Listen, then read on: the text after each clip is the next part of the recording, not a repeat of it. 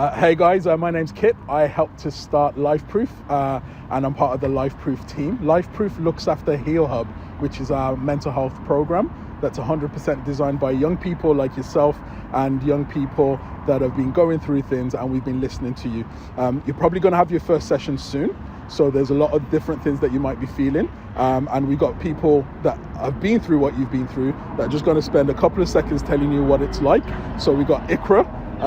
What do you think some of the guys will be going through before their first meeting? I'd say they're overwhelmed, they're scared, they just feel like it's not worth it, they feel like it's a waste of time, or they just can't be bothered with it.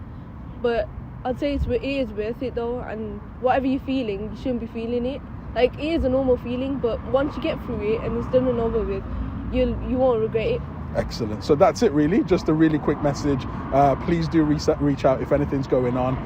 If you're not sure, we'd rather you tell us early rather than you miss your slot.